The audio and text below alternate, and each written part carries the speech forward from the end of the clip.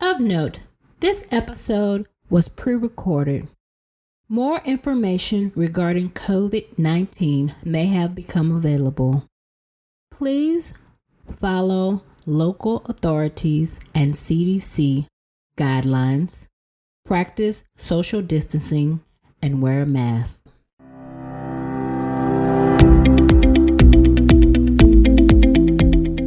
Welcome to Running is Cheaper Than Therapy podcast. I am your host, Dr. Weta L. Brown. I inspire and promote movement. I explain how running adds to life from a mental wholeness aspect, how obstacles can be overcome in life to make it to your finish line. Welcome to Running is Cheaper Than Therapy, Episode 6. Today we have Marquita M. Qualls. Marquita Qualls, PhD, also known as Dr. Q, has over 20 years of leadership experience in consulting, coaching, and motivating people who want to produce order out of their chaos. Though a scientist by training, she commands a masterful understanding of the interpersonal skills needed to thrive in today's fast-paced and competitive business environment. Her technical side drives an ability to gain perspectives and analyze feedback, while at the same time connecting with clients and guiding them towards achieving results.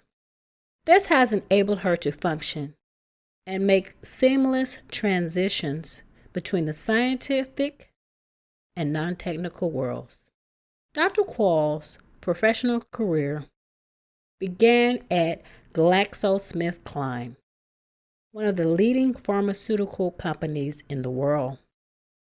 During nearly a decade at GSK, she held roles of increased global responsibility, spanning drug development, technology evaluation, program management, strategy, and people development.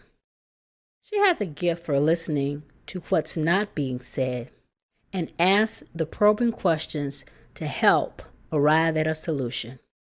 Her style is often described as energetic, engaging, and empowering. She understands what it takes to be an extraordinary leader. She is a former national president of the National Organization for the Professional Advancement of Black Chemists and Chemical Engineers, and was a member of the team that created the leadership development system for the American Chemical Society, the world's largest scientific society. She has also served on the editorial advisory board of Chemical and Engineering News, the Chemical Science Roundtable of the National Academies, and as an entrepreneur in residency with Innovative Mississippi. I have known Nikki, I call her Nikki, since middle school. We both are from a small town in Mississippi, Brookhaven, Mississippi. We were in 4-H together, and I spent many hours at our house growing up. Welcome, Dr. Qualls, to Running is Cheaper Than Therapy podcast. Tell me what motivated you to become a scientist. What motivated me to become a scientist? I am, and I've always been, a why person. I want to know why things work, why things happen, what causes this. And it just seemed really natural. So science has always been in me, the inquisitiveness and asking questions. And that's one of the main things that scientists do. You ask questions and you try to find solutions to those questions. So it's a fit. So did you always want to be a scientist, or you always knew you would be somewhere doing some type of research? You know, I think that's an interesting question to say, because when I was growing up, I thought I wanted to be a doctor, right? I wanted to be a doctor, a medical doctor, because, you know, you go up, you be a doctor, a lawyer, a teacher or something. And it wasn't until probably like my freshman, sophomore year in college that I realized that I could still be a doctor and help people, but it wouldn't be a medical doctor. It would be a PhD. So more along in the research fields. What schools did you go to, and why did you pick those schools, and why did you pick your particular focus of chemistry for your PhD? Interestingly enough, I actually started out in biology as a major, but that was just all wrong. Mm-hmm. I loved chemistry. I loved chemistry even from back in high school in Brookhaven with Miss Therrell as my chemistry teacher. So I don't even know what made me think that I needed to be a biology major, but I started out. And then I quickly transferred or changed my major to chemistry. I was at Tougaloo College, which is a great school in Mississippi, historically Black college located in North Jackson, Mississippi. I was there for a year. Long story on that, but I was at Tougaloo. And Tougaloo produces over 50% of Mississippi's Black lawyers and doctors. So a very strong STEM and political science type of school. I didn't know that. I didn't know that. Absolutely. And then after my first year, though, I had an opportunity to transfer to Tennessee State. And I did. So I went to Tennessee State, majored in chemistry, did a lot of research. I did undergraduate research. I was doing research with a program through the National Institutes of Health called the MARC program. Mm-hmm. And that just meant that during the school year, I was doing research. And every summer, I would go off to a remote location or a distant school and also do research. So I spent one summer at Purdue, one summer at Howard. And then I had internships. So research, I've just been doing research for all of this time. When I graduated, I had to decide, what's next. And graduate school it was. I had a very good research experience at Purdue, and I ended up going there for graduate school. So I got my PhD from Purdue in chemistry, specific discipline of organic chemistry. And what a lot of people don't know is I was the first African-American woman to get a PhD in organic chemistry from Purdue. Okay. Impressive. Yeah. It's like, impressive, but kind of sad at the same time that we're still in the 2000s or 1999s or 2000, and you're still dealing with firsts, but it was. And so first in organic chemistry, but actually only the fourth overall Black woman American to get a PhD in chemistry from Purdue. After that, I left, and the research that I was doing was more pharmaceutical related or therapeutic and drug related. So I worked in the pharmaceutical industry, and that's where I spent all of my corporate career. I left, and then I started my own company after I left. I took an early retirement and then started my own company, Entropia Consulting, which is what I do today. How long did it take you to complete your PhD studies? What's that question about? What do you mean, how long? I'm just curious if someone wants to know. I know everyone's different as far as their route to get a PhD, but like how long as far as schooling? How many years? So it varies.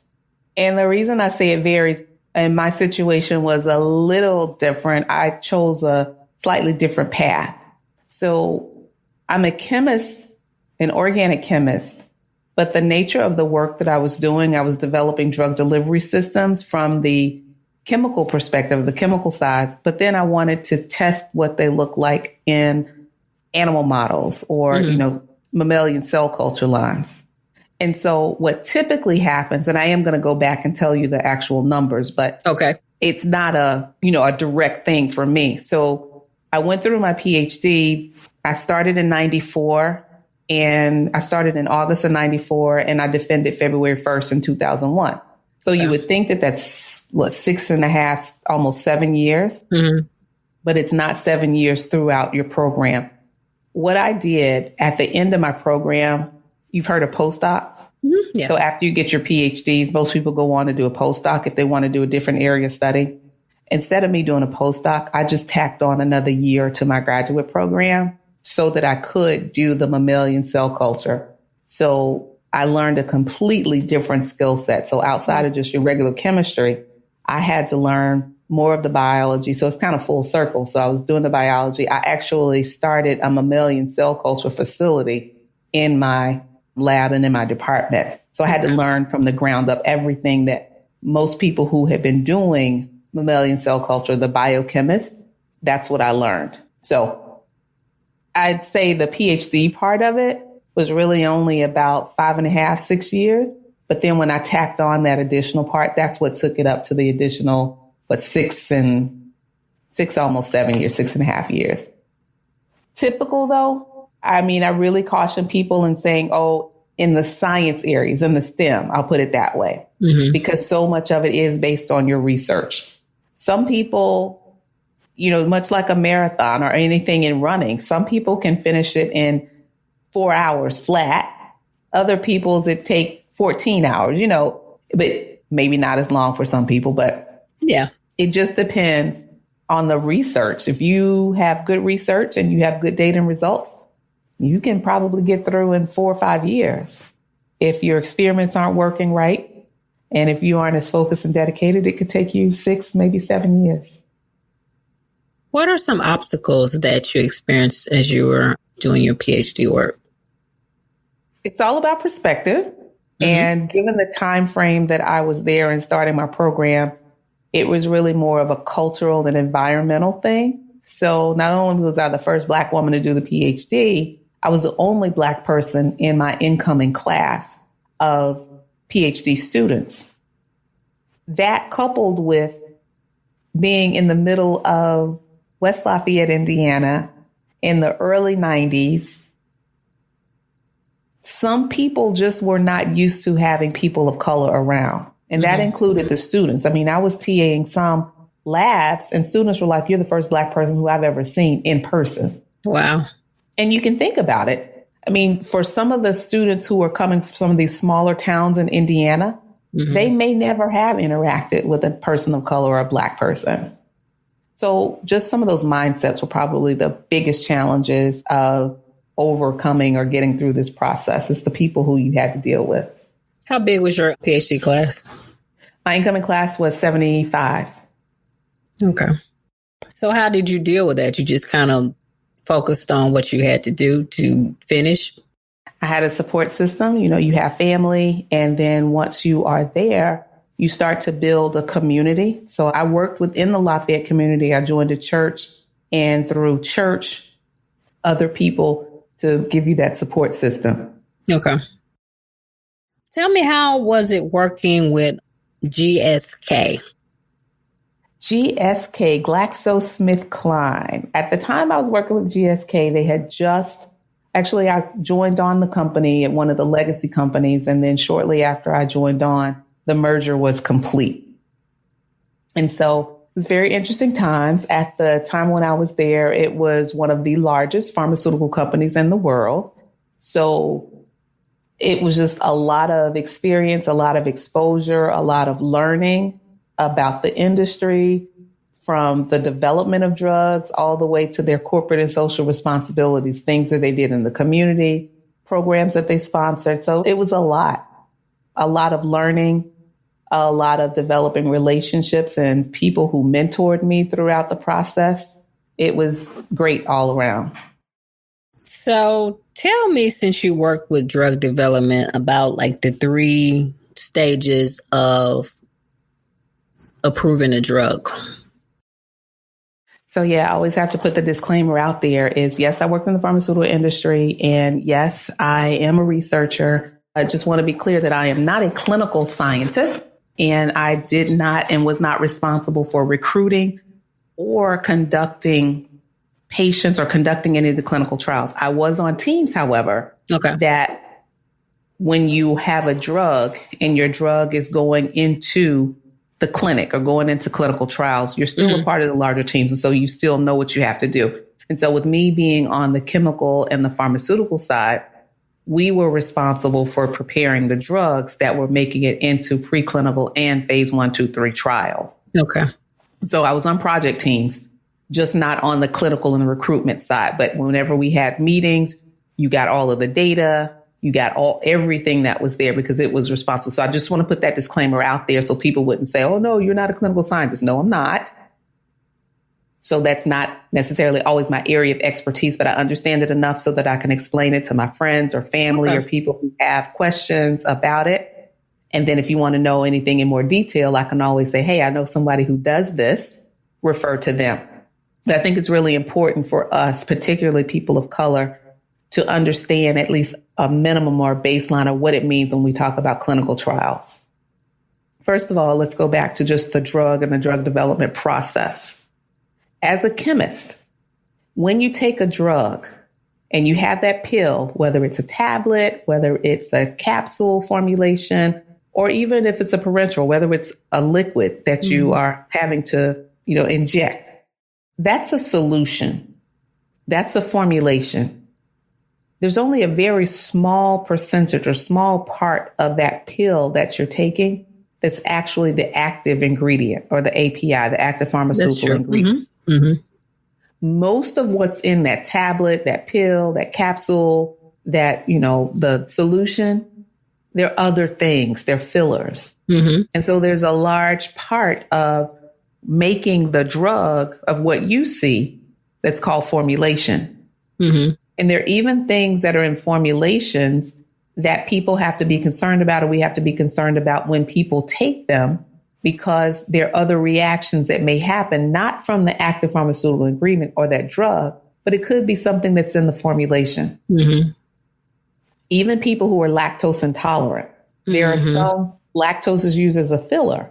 And if you're lactose intolerant, and depending upon your degree of intolerance of lactose, sometimes taking a pill can give you reaction. Yeah, like some people can't take the flu shot because they're allergic to eggs. Exactly. Exactly. So those are all things that are important to keep in mind when you start talking about clinical trials and participating in these clinical trials or drugs. Sometimes it's not the drug that's bad. Sometimes it's just something that's in the formulation for the drug that gives people a reaction. Whenever you do have a drug, though, once you get it to the point where you have it and you have a formulation and you have a pill that's stable, now you want to see, is it effective? So you'll start hearing people talk about preclinical trials or clinical trials.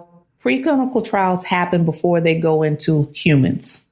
So these are your animal studies. So anytime you hear about a preclinical, those are animal studies, animal models. And if they've shown to be safe in animals, then we can move on to humans. So when you get to phase 1, that's the first time that you are starting out.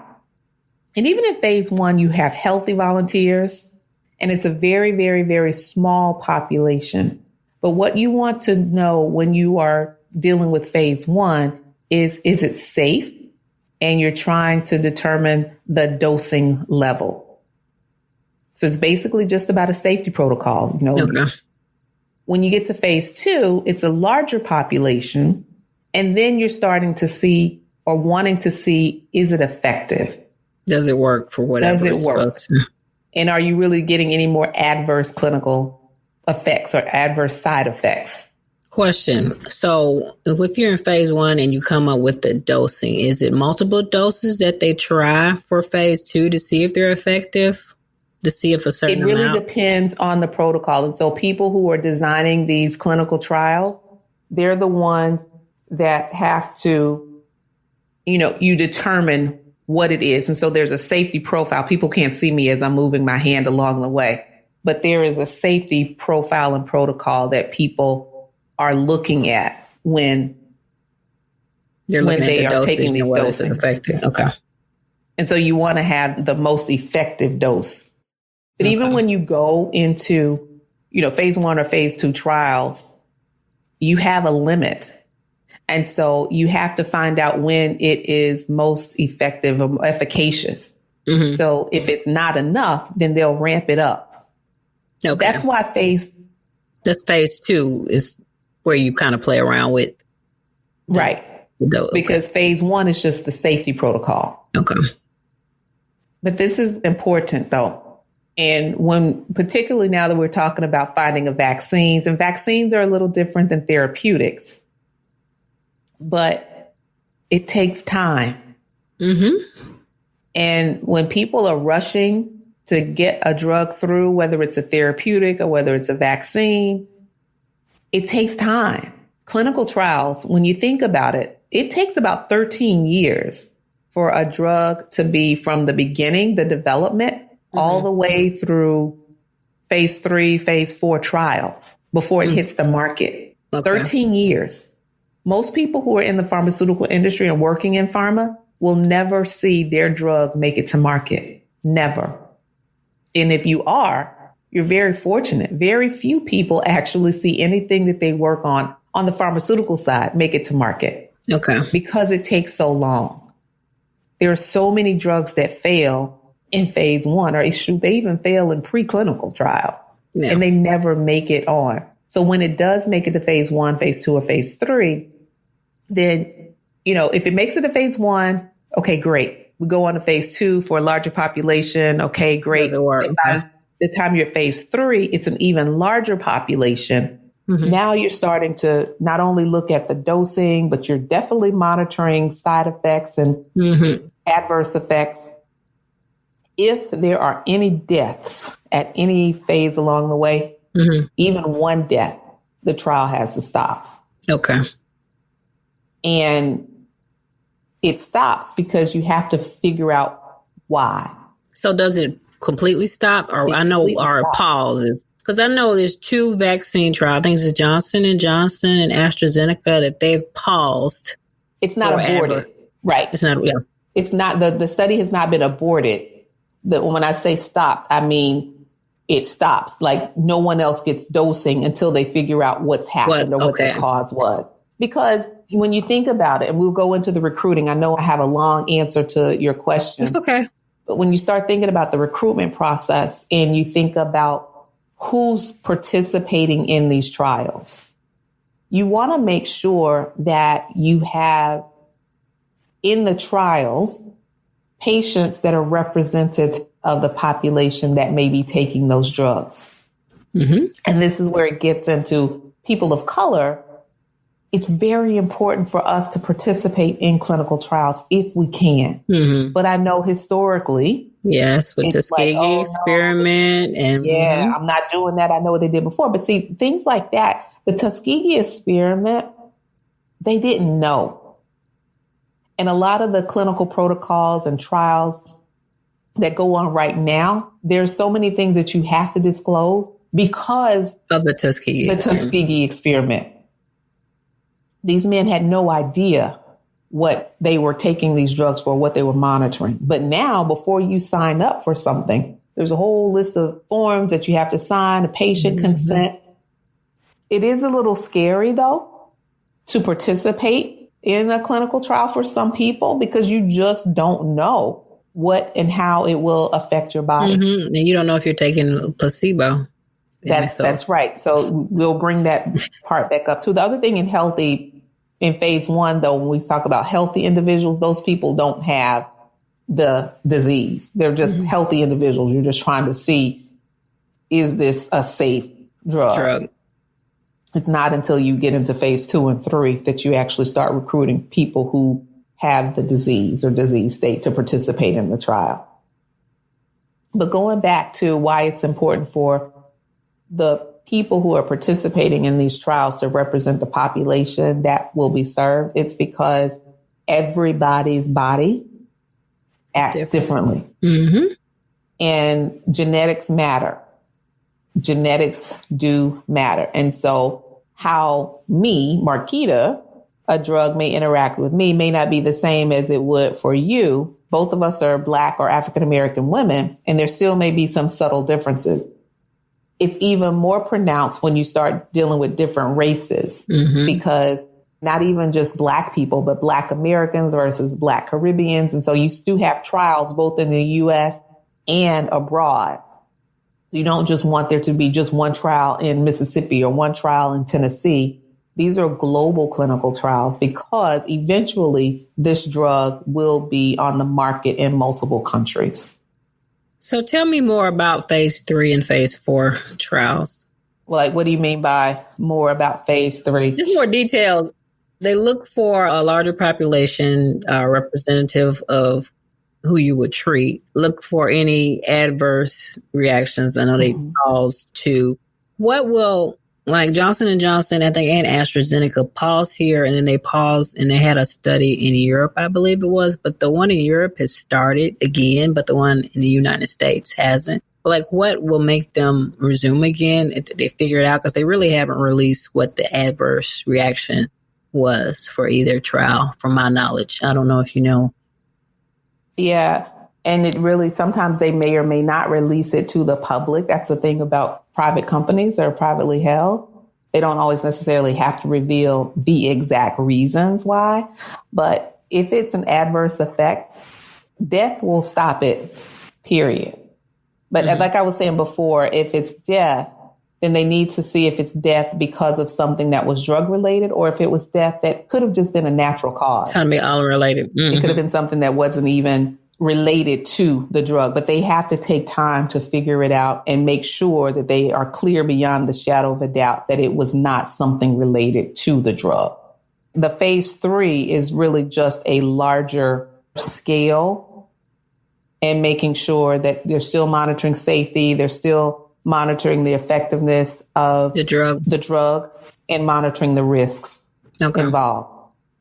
So it's a continual build, and they're studying it over a longer period of time. Okay.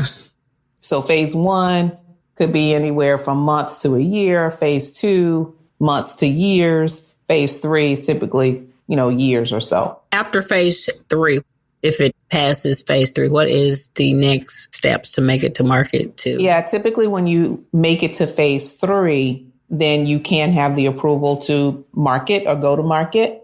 Phase 4, 3B4, these are just other studies that are continuing to monitor the patients after they have started taking the drug. Okay. So it's a continual monitoring process. Once you participate in that trial, they want to see what's going on, and they don't want to know just what's happening right now while you're taking it. You can start to study some longer term effects from the drug. So what do you think about us rushing the COVID-19 vaccine? Do you think we will have one by the end of 2020? I think that there are some viable candidates there. And I think that there are, like many drugs, like many experiments, things may work for the moment, but it's really the longer term effects that matter most. So you may have a drug or you may have a vaccine against this virus, but how sustainable is it? Is it something that only works for right now, that it'll cover you for maybe a month or two? Because this is a novel virus, the coronavirus is novel. No one knows. Everything that we're learning, it's being learned in real time. And so do I think that there would be a vaccine available? Yeah, we have plenty of candidates, or else they never would have made it to this phase, 1, 2 trial. But do I think that it's something that's going to be ready for the public? Not at all. By the end of the year? Not at all. You think it will be ready in 21? And if so, what's toward the end of the year? What's your best guess? Given how drugs are developed, how vaccines are developed, it also depends on the severity of the disease and your level of risk in taking it. So if it's so much of a public health risk that you've got to do something, so you have all these EULAs out here, these emergency use licenses, then yeah, we could really see it and be administered in early to mid 2021. Okay. If you don't get a handle on COVID. My personal level of risk, nah. 2021, 2022. Okay. Because you needed to be out in trials long enough to see what is actually happening and what's going on. And so it's not that there's something that's bad about it. It's just that we don't know enough. We just don't know. So you would be apprehensive if a vaccine was on the market, I say early 21, especially if it was emergency medical authorization versus FDA approved. Yeah, I don't necessarily see how it's going to be on the market for general use. I could see it being on the market for emergency use, but being on the market for you or me or anyone else who wanted to go out and have the vaccination or get the vaccine, I don't see that happening. I don't either. And I wouldn't take a vaccine under emergency. I would only take a vaccine if it went through complete phase 3 and got the approval of several scientists, Fauci being one of them. But I would need the approval of more people. Well, even with Fauci, okay, so I take what Dr. Fauci says. In this case, I need to see the data from the clinical trials. Oh, I need that too. What, he's one person, but what is the data saying? What are these people who actually have taken it? What are they saying? And I mean, if you are a healthy individual, and why not? I mean, I think that people ask me would I do it or would I participate in the clinical trial? I would participate in the clinical trial for certain drugs or certain therapeutics. But you have to know your own health. You have to know your own. There are certain things that would definitely disqualify you from participating in a clinical trial. Would you participate in a COVID-19 clinical trial? I've actually been thinking about it. Like, would I really, would I not? Like, I don't take flu vaccines.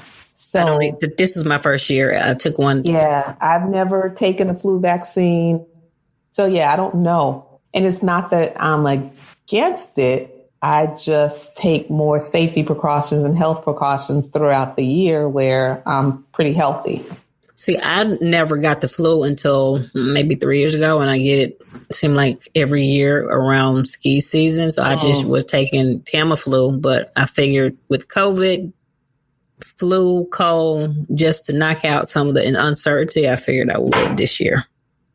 And your profession, too. You're in the medical profession. So for those people, though, if I was in the medical profession and if I was seeing patients and if there was a vaccine out that had passed phase 1 and 2 with promising results, if I needed to take the vaccine, then I would, under an emergency use, I probably would consider it if I was in that profession. Okay. But again, I don't think I can. It's the balance. I just don't trust. It's really the balance. Like, how do you balance it out? Is COVID that high of a risk that we need to do some mitigation like right now?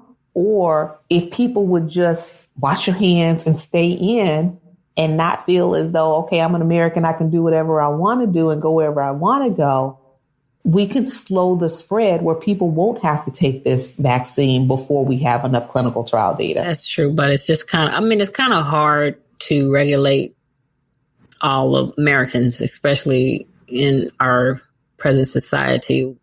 No offense to Americans, but some of us are selfish. So it's kind of hard, and it's hard to not be around other people. And I'm an introvert and I miss being around other people. So I'm sure it's hard for others, especially if like your business, like restaurants and clubs and people who are in a business where you basically need a lot of people to be there for your business to run successfully. It's kind of hard. So it's definitely based on the American freedoms. It's funny because right before we came on here, I was talking to a friend who lives in another country, and he's an American, but he was saying like having to be isolated and shut down for a month, not being able to go outside unless you were walking your animals or dogs or whatever. It was tough for him because he was like, this ain't America. There's no way you could be in America and be regulated to this extent. Yep. But that country is not seeing what we're seeing in America. No, because people actually listen to mandates and other things, or they have to, depending on where you are. So do you think if they do develop a vaccine, will it be like multiple doses or like the flu vaccine? You have to get one every year, or? Again, coronavirus is so novel. We don't know anything about it. You know, you don't even know if this virus has mutated by now. I mean, are we still dealing with the same strain that we were talking about last year, which is like the flu? You take the flu shot every year just because it's not the same strain. Like the same thing about the cold. You get a cold, the cold is the coronavirus. Mm-hmm, just mild. And so if you get a cold, every time you get a cold, it's a different cold. It's not the same one, because your immune system has developed the antibodies to that cold strain. Mm-hmm. Mm-hmm. Just like with the flu, you know, you get flu A, B, influenza A, influenza B. You take that flu shot hoping that that's the vaccine of the flu that's affecting everybody.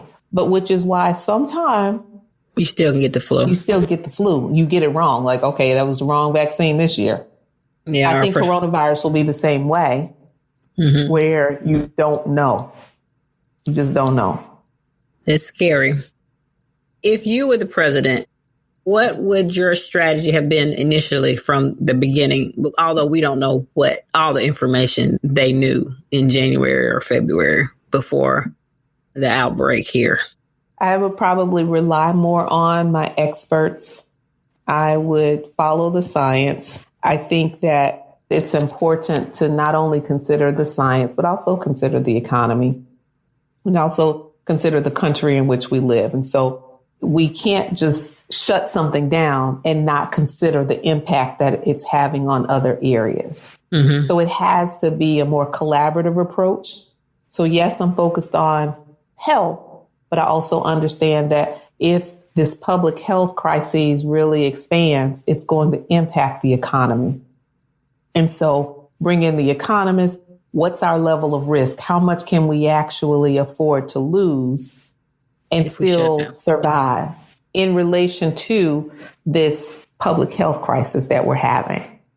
So it's, the whole risk thing. So I would rely more on people who know what they're talking about, people who have studied this, and less on my own innate ability of thinking, okay, well, 2 + 2 is 4. And, the flu season lasts this, so this coronavirus shouldn't be this. No, it doesn't work that way. No, because they're two so totally different diseases, basically.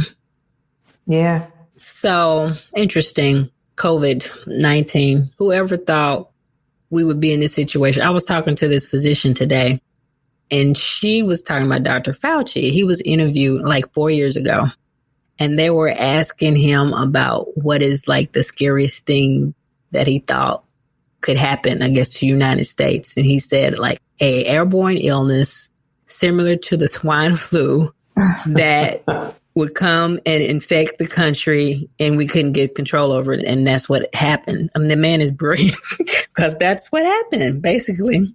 Anyway. There's a whole lot of conspiracy theories going around. And yeah. But it's science. It is so science. When you sit around and you're thinking and you're doing research and you're reading papers and you're sitting in the lab looking at stuff and you're like, man, what if this happened? Would not be good. So it's possible. And that's what he does, though. He deals with outbreaks. That's right. That's his job. He's been doing it for at least since Bush, hasn't he? Since 6 administrations, I thought. Yeah, he's been it since the first Bush. Yeah. Yeah. I mean, people think about it. An epidemiologist, that's what they do. They study disease and disease distribution. And so they've been doing this for years upon years upon years. So they know. I mean, people want to say, how do you know this? You believe in statistics. It will happen. Yeah, and it's here. Just like, early on when I was doing my early Facebook posts and lives talking about the virus. And I was like, yeah, statistically, it's impossible that you're not going to know anyone who will be affected with this disease. I mean, somebody's going to get it that and it may be you. True. And look what happens. I know several people. Some people still think it's a hoax, though. Yeah. And, the other thing that I really want people who are listening, when you think about COVID, let's erase the stigma behind this virus. There is nothing wrong with having COVID. There isn't anything that you did wrong to contract this virus. It's not like people want to say, oh, well, it's AIDS. No, it's not like that, where there is a stigma or something that you did by being careless or. No, you breathed. Exactly. you breathed. You all have to do to live. Now, people will walk around and say, oh, yeah, I have the flu, stay back. But no one wants to say, oh, I have COVID, stay back. You think it's okay to have the cold or the flu, and it's okay because you don't want to spread that, or you don't want people to be around you, or you will isolate when you have that. But COVID, if more people would just say, oh, yeah, I have symptoms or I had it, and not falling prey to this stigma of you got COVID, nobody's going to want to be around you, or you're going to lose your job, or you're going to do this, that also would be something that would stop the spread or slow the spread. Because if you have it, Yeah, I've had then it why is before. it still coming out? So I had it. I didn't realize I had it till a lot later, but yes. Asymptomatic people. Mm-hmm. But I mean, I'm talking about people who have symptoms that are still going out. Yeah, just stay at home. Yeah. Well, I know some people who had it, but they didn't know they had it, or maybe they did know they had it, but they claimed they had to work because they couldn't be out of work or things like that. So, what are your thoughts on it?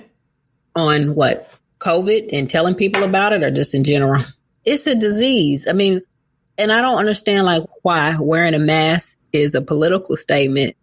It slows the spread, so I don't see the big deal. I get tired of wearing a mask, but I think it's necessary. When patients come to see me and they want to pull it down on their chin, I have to keep telling them like a child, like, pull your mask up, which is why I wear N95 mask at work. I mean, it's the inconvenient, but if this disease is deadly, which it can be to some people, you don't know who it could, have a bad course or who has a mild course. You don't know. Then the people don't know, because some people caught it on Wednesday and were dead on Friday. Yeah. So you never know. I trust science, and I know enough people who've had COVID, and I know people who passed from COVID, or I know people who passed from COVID. So I take it seriously. Mm-hmm. And I think everyone should. But it's hard to try to live your life and to be around people and still, take COVID seriously. So it's because it's kind of like the best way to stop the spread is to socially isolate. And we are social beings. So it's kind of hard to deal with both at the same time. How did you go from being a scientist to being a consultant? How did you make that in your career? When I was working at GSK, the last project or so that I was on, it was an internal consulting project, and it was fun. I enjoyed it. And I said, if I can do that for them, then I can do this for me. And so being a consultant is really, people are hiring you for your expertise in a certain area. And I took all of the things that I've learned. So my consulting is on leadership development.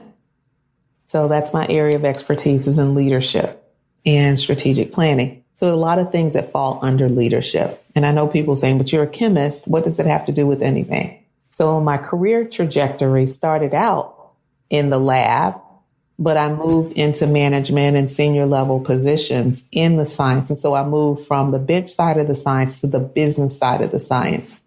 Actually ended up working, my last role in corporate was in the finance organization. And so you learn all of these things along the way. And in consulting, you help people build their business. So one of the things, if you go to my website, entropyconsulting.com, my tagline is helping you turn your intent into results. And that's what consultants help you to do. They advise you on different areas.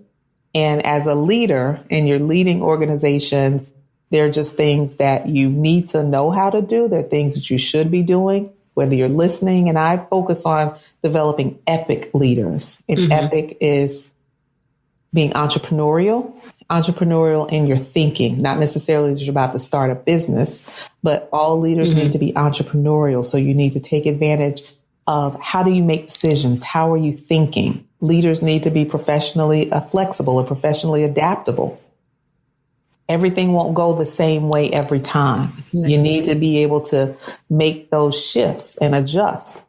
Leaders need to understand themselves. And so there's the intrapersonal awareness. What's your leadership style? What's your learning style? What's your communication style? Leaders need to know interpersonal interaction. So how do you interact with others? How do you deal with conflict? How do you collaborate? And then the C in EPIC is leaders need to be culturally conscious. Culturally conscious means a lot of things, not just about diversity and inclusion, which is a part, but it's also about ethics. It's about understanding the environment, understanding the culture in which you are operating in. What are those unwritten rules? And how do you navigate that path of those unwritten rules? What may work in a scientific environment may not work in a political science environment. That makes sense. What works in the medical field doesn't necessarily work in the K through 12 field. So you have to understand the different nuances of the culture. So I put all those things together. Entropia is bringing order to chaos. So that's how I made the pivot. It seems like it's kind of random, but it's actually a nice, smooth, and somewhat linear transition. Sounds good. Any last minute pearls of wisdom that you want to share with me and my listeners about science, about business, about consulting? I would just say do what you like. And if there is something that you like, you're passionate about, make sure that you are learning more about it and just following your dreams. Life is too short to really just settle for what someone else wanted you to do. You've got to do what you want to do. And even if people don't understand it, even if people don't understand why you're doing this, if it's something that you want, if it's something that you're passionate about, there's always people out there that can help you achieve your dream. But you have got to be the first person that takes those first steps towards doing it. That's true. I would agree. Well, thank you for joining me today. It was fun. You're welcome back anytime. Thank you. Running. You know what? At one point in time, I thought about running, and people always say, oh, running is so therapeutic, but no, not for this one in the knees and the ankles. But you can walk or other things. Walking is good. And actually walking is what got me in the, walking is good. Yeah. Thank you for having me on. Thank you again. As mentioned, this episode was previously recorded. Since the recording of this episode, 3 potential vaccines have shown promising results, one being the Pfizer, the other Moderna, as well as AstraZeneca. Pfizer has applied for emergency authorization use, and the other 2 will be applying any day now. I mentioned previously that I would have concerns if the vaccine was approved via emergency authorization. The problem with COVID-19 is that it is highly contagious and it can be lethal. Over 250,000 people have died with COVID-19. In the United States, it has also shut down the world and the economy. The pressing issue is, do we wait till we get all the data, or do we make the vaccines available in order to stop the spread of COVID-19 and to try to get life back to normal? So there is a risk analysis. I talked with a good friend yesterday. She said she would get the vaccine as soon as it was available. She works in an environment where COVID-19 is rampant. She knows over 20 people who have died from COVID-19.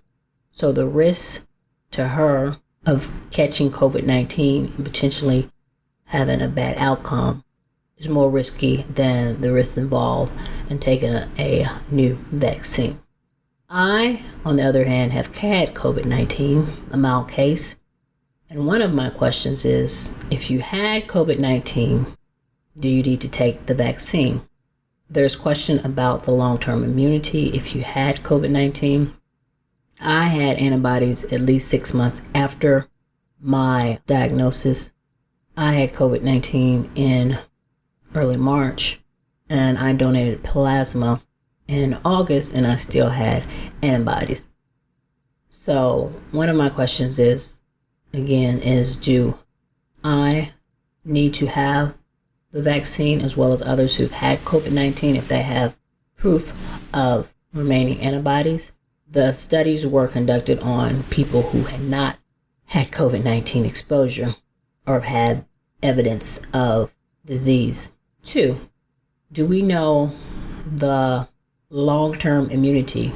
Will people need vaccines every year or every 2 to 3 years? We do not know this because the data is preliminary. Also, the studies indicate that the vaccine is safe, but in order to fully know, we need more data, and that only comes with time. I've read that some people get mild symptoms of COVID for 1 to 2 days after the injection. The concern with this is if people do not know about all the possible symptoms, they may not return for the second dose. And will they have partial immunity, or will it be a case where they're naive, as in they would be the same as a person who had no exposure? These are some of my concerns. I admonish you to evaluate your risk and to speak with your primary care physician when the vaccine is available. It also may depend, in my profession, it may be required. Also, I have a question as far as, it said it will not be available probably until April for the general public.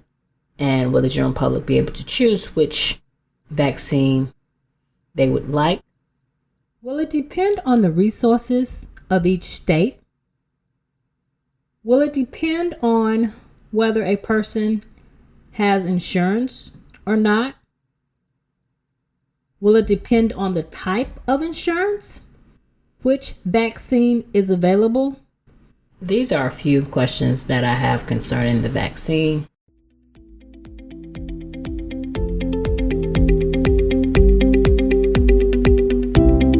That wraps up this episode of Running is Cheaper Than Therapy podcast.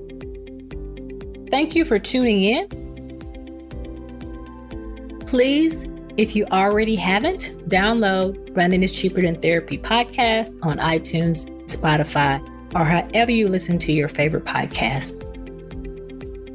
If you have any questions, comments, or possible show topics, please email runningischeaperthantherapy, OLB, omahalovebrown@gmail.com. Again, that is Running is Cheaper Than Therapy, O as in Omaha, L as in love, B as in Brown @gmail.com.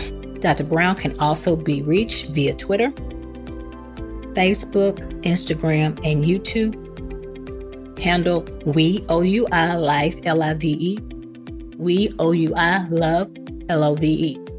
Again, We OUI Life LIVE, We OUI Love. Thank you, and please tune in again.